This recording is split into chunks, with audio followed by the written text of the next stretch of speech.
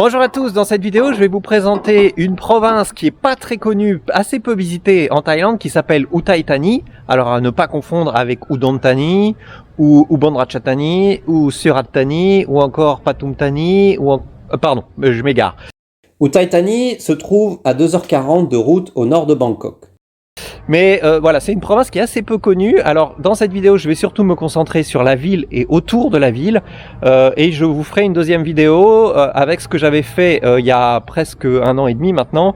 C'est-à-dire que j'avais visité un peu le reste de la province. Mais là, je vais me concentrer sur la ville et autour de la ville. Et c'est déjà très intéressant. C'est parti! Pour bien commencer la journée à Uthai Thani, il faut se lever avec les poules. Enfin, je veux pas dire que vous devez dormir avec des gallinacés, juste qu'il faut se lever très tôt. C'est ce que j'ai fait pour pouvoir d'un coup de vélo me rendre au bord de la rivière Sakekrang, en ville, sur un ponton, assister aux offrandes aux moines sur sa barque. Il vient en général un peu avant 7 h du temple juste en face.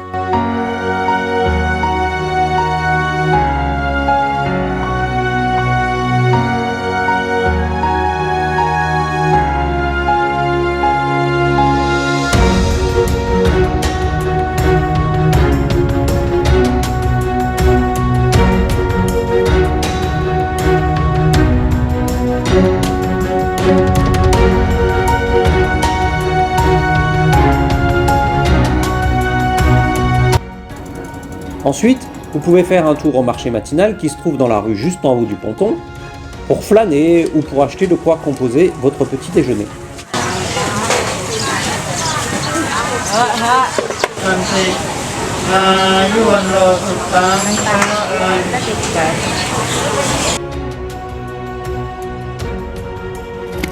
Ensuite, moi j'ai choisi de continuer mon périple à vélo sur l'île de Koh Teppo qui se trouve juste en face. Il y a un petit pont étroit pour piétons et deux roues qui relie la ville à l'île fluviale.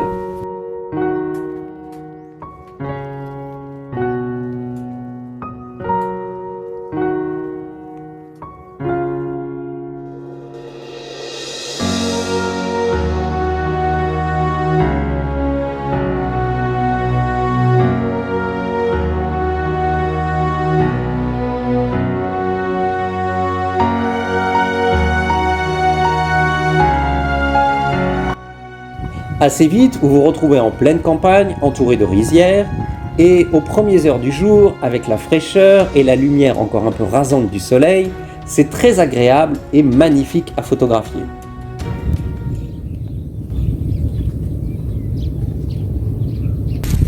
Alors pour ceux qui se demanderaient pourquoi je fais pas de vélo, c'est parce que j'utilise le vélo pour positionner mon trépied. J'ai un petit trépied moi aussi, voilà, les mecs là. Là, on était début décembre, visiblement la repique du riz était encore en cours, elle était plutôt sur la fin. Je dirais qu'au mois de novembre, probablement que c'est beaucoup moins joli parce que là, les rizières doivent être vides. Je sais pas vous, mais moi j'adore me balader dans les rizières au petit matin. Koh Teppo est entouré de la rivière Sakekrang d'un côté et du fleuve Chao Phraya de l'autre. Parmi les curiosités, il y a une artisane qui fait du tressage d'objets en bambou, des paniers, mais aussi des petits objets comme des mini-éventails ou des crevettes en porte-clés, comme celle qu'elle est en train de faire devant moi. Mais elle a aussi un projet assez intéressant, j'aurais presque tendance à dire assez fou, qui est de tresser des bateaux ronds comme ceux qu'on voit au Vietnam. Je vous mets les infos pour assister et participer à son atelier en description de la vidéo, car clairement ne venez pas à l'improviste, vous aurez beaucoup de chance de ne trouver personne. Il y a tout un circuit à vélo qui passe par la ville, par l'île de Koh Teppo, son pont suspendu et va jusqu'au temple le plus connu de la province. J'ai nommé le... Non, mais non, je ne dis pas. Il y avait Polo, il y avait Suzette. Bon, je me souviens pas des paroles. Non, parce que là, je commence un peu à avoir faim. Allez, on va manger. Et pour ça, j'ai découvert une super adresse. Le restaurant Pa Samran. Le restaurant de la tante Samran. Décor sympa au bord de la rivière. Je vous mets évidemment la localisation du restaurant dans la description de cette vidéo. Nous, on a commandé du plaret frit. C'est un poisson rhino, d'après la traduction Google. C'est la spécialité du coin. C'est très bon. On a commandé aussi des légumes et du riz, et surtout une sauce Nam Prik Pulon. qui est juste une tuerie. น้ำพริกปูหล่น60 บาท Oui, bah c'est ce que j'ai dit. Hein. C'est à base de lait de coco et de crabe fermenté.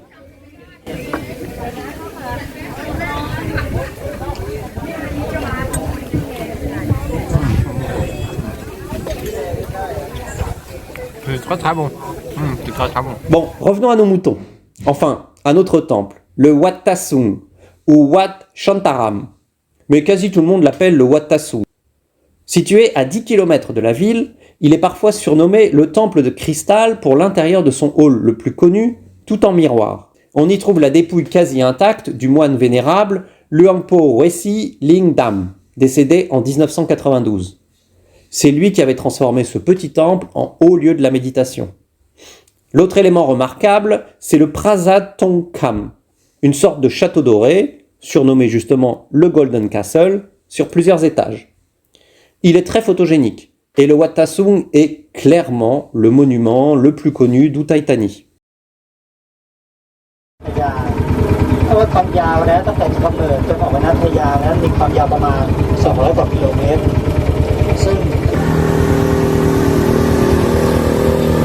Comme il ferme à 16h, ça vous laisse le temps de revenir en ville et d'embarquer pour une croisière en bateau sur la rivière au coucher du soleil. On peut la faire dès l'aube et même toute la journée, mais moi je vous recommande vraiment de la faire au coucher du soleil.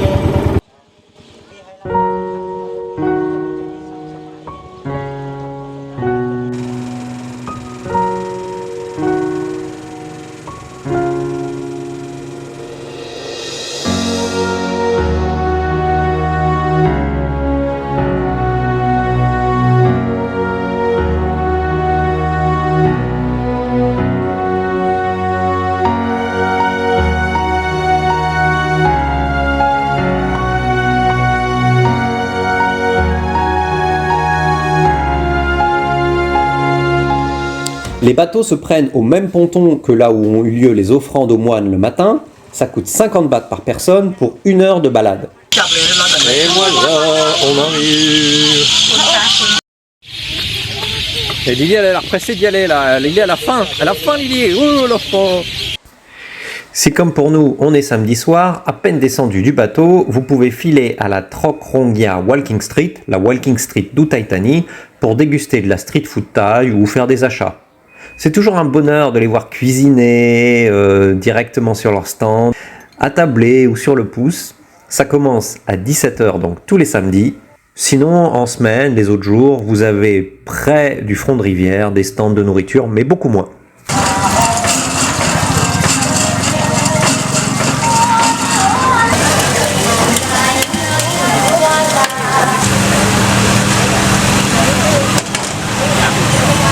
Quand on partait de bon matin à bicyclette.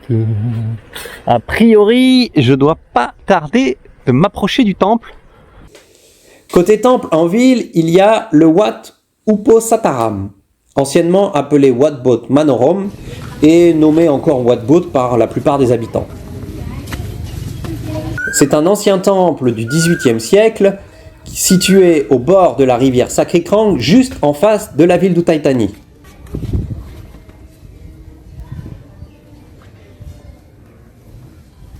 On remarque notamment les peintures murales du hall d'ordination et de la salle du temple qui datent du début de l'ère Rattanakosin, c'est-à-dire la période où la capitale du royaume de Siam se trouvait à Bangkok et venait juste de déménager de Thonburi à la rive en face où se trouve actuellement le Grand Palais.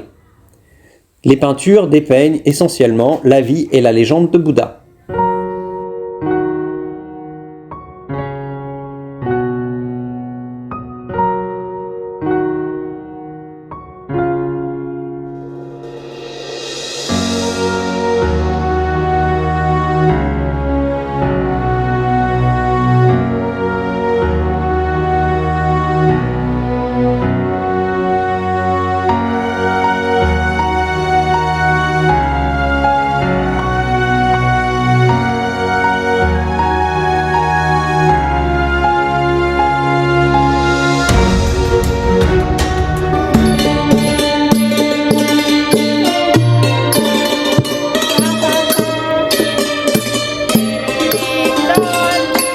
Apparemment, elles ont repéré que j'étais français. Enfin, je crois.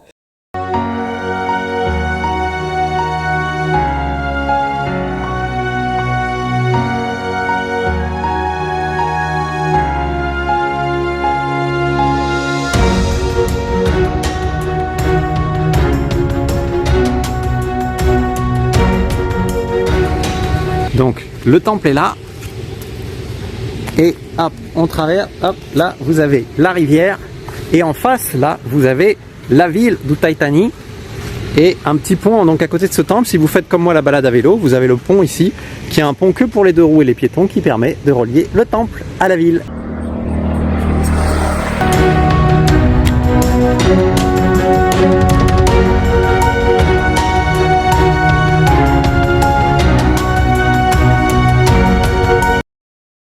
Un petit café là qui est sympa, c'est là que je vais manger.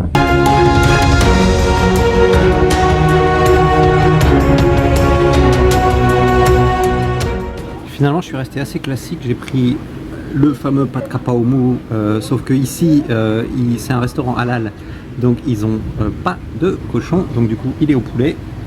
Et avec la vue sympa. Quitte le resto, je vais faire un petit tour à vélo le long de la rivière. Je peux pas vous faire un avis sur ce resto parce qu'en fait il se trouve que j'ai commandé pour des raisons personnelles, notamment physiologiques, un plat absolument pas épicé et malheureusement la consigne n'est pas passée. Donc je peux pas vous dire si c'est vraiment bon, si ça vaut le coup, etc. Mais le cadre est sympa.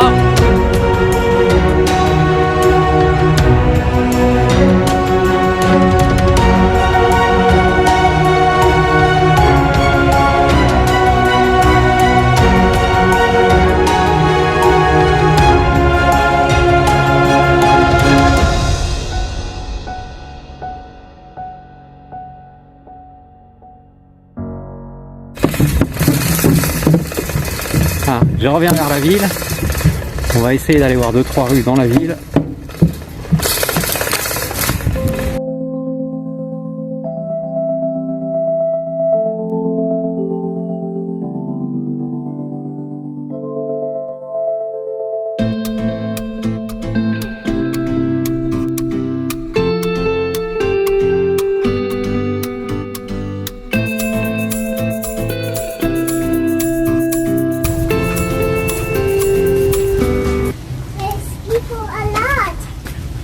L'autre temple important en ville à Uthai Thani, c'est le Wat Sankhat Ratanakiri, en partie perché sur une colline.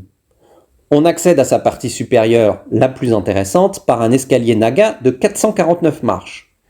Et ne me dites pas que c'est trop, Lily, du haut de ses 3 ans et demi, elle les a gravis sans broncher. Yes, good job Lily. En haut, vous avez une vue dominante, particulièrement belle au lever du soleil.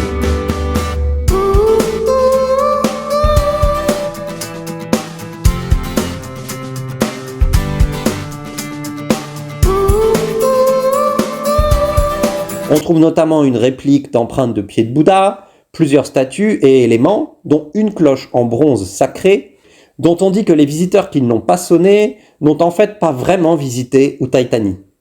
Ce temple accueille aussi chaque année, à la veille du carême bouddhiste, la cérémonie de Thakpat Tevo, la plus connue de Thaïlande.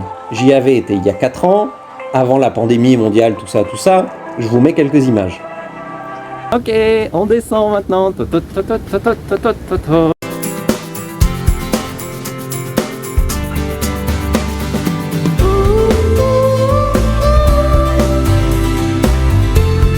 Voilà qui finit cette vidéo sur la ville d'Uthai Thani et ses environs.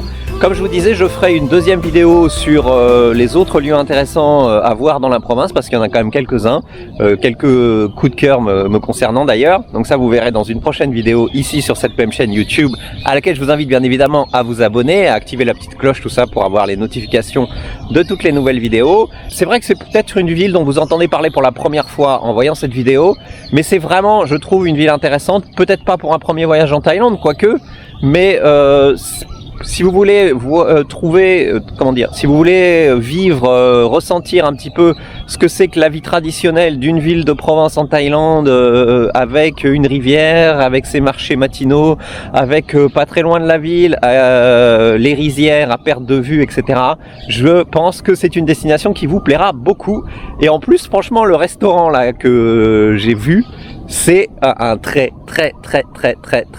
bon restaurant. Allez, je vous dis à bientôt pour de nouvelles aventures. Salut.